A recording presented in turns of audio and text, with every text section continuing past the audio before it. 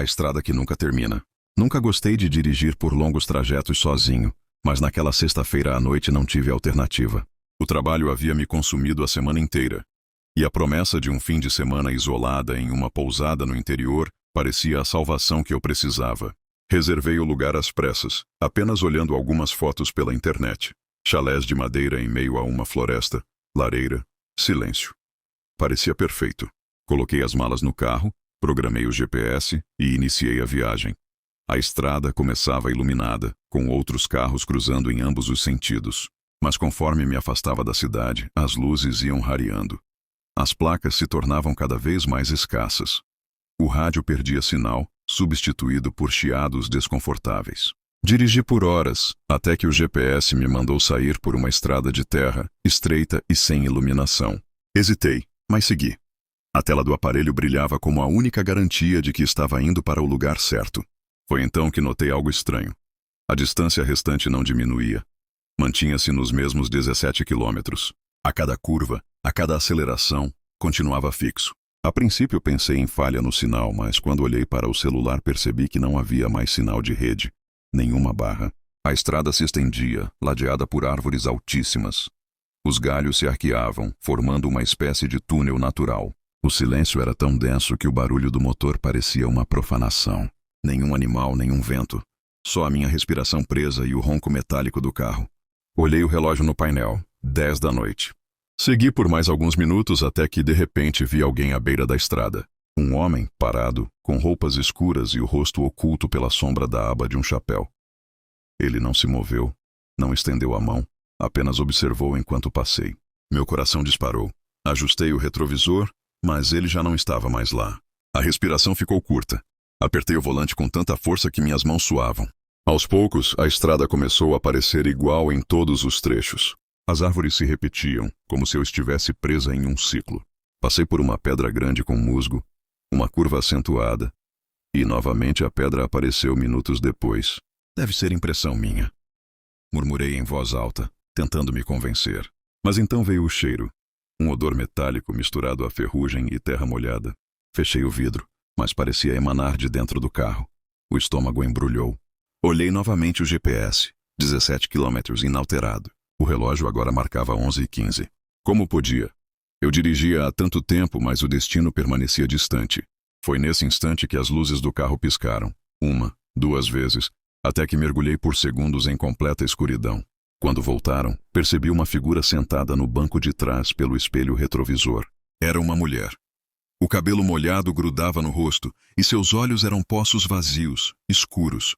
Ela não dizia nada, apenas me fitava. Gritei, freando bruscamente.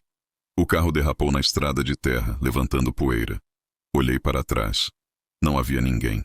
O suor escorria pela testa. Minhas mãos tremiam. Repeti para mim mesmo que era fruto do cansaço, da mente pregando peças. Continuei.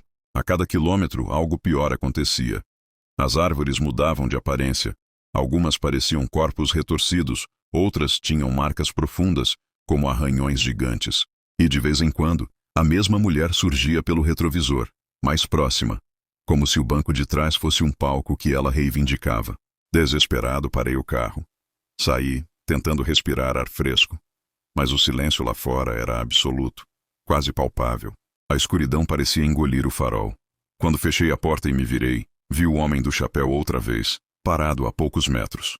"O que você quer?" Minha voz saiu trêmula, quase inaudível. Ele não respondeu. Apenas ergueu lentamente o braço e apontou para a estrada atrás de mim. Olhei por reflexo e percebi que meu carro não estava mais ali. Em seu lugar havia apenas árvores fechando o caminho. Meu coração batia tão rápido que mal conseguia raciocinar. Corri, tropeçando na terra, mas a cada passo a floresta se tornava mais densa. O homem desapareceu, mas a sensação de ser observada crescia, sufocante. De repente ouvi algo. O motor do meu carro ligando sozinho. O som familiar, mas distante. Corri em direção ao barulho, mas quando cheguei ao local, vi que não era o meu carro. Era outro, mais antigo, enferrujado, coberto de poeira. O farol piscava sozinho, iluminando os troncos. No banco do motorista havia um diário aberto. Peguei-o com mãos trêmulas. As páginas estavam manchadas, mas consegui ler. "Se você está lendo isso, já é tarde demais. A estrada não leva a lugar nenhum. Ela nos consome, nos repete, nos prende. Nunca siga o homem de chapéu. Nunca olhe para a mulher no retrovisor. Se ouvir seu carro ligar sozinho, corra. Mas saiba que não existe saída. A estrada é infinita. Deixei o diário cair. O ar ficou pesado, como se faltasse oxigênio. Quando ergui os olhos, vi dezenas de carros abandonados entre as árvores. Todos diferentes, de épocas distintas, como se gerações de viajantes tivessem desaparecido ali. As portas estavam abertas, algumas ainda com malas dentro, roupas espalhadas, brinquedos infantis.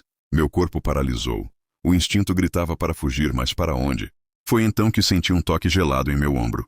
Girei e a mulher do retrovisor estava ali, a pele pálida, os olhos fundos. A boca se abriu, mas nenhum som saiu.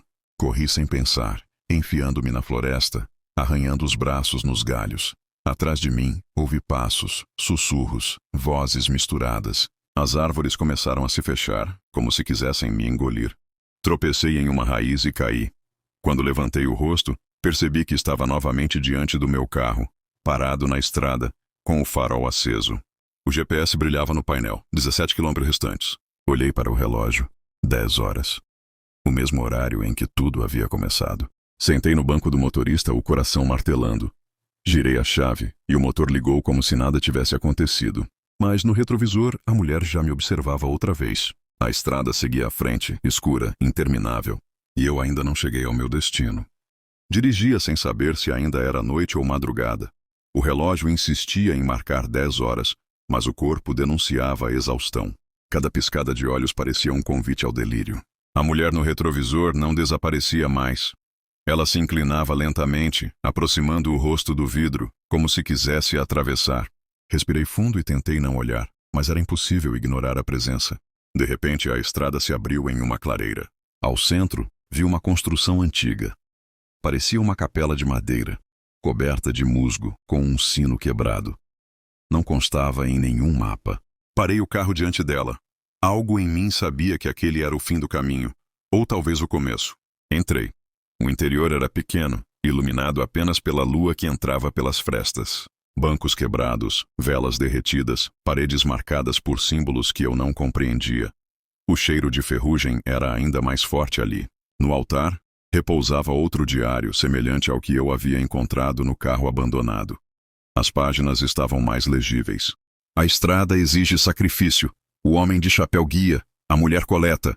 Eles não querem você, querem o que você carrega.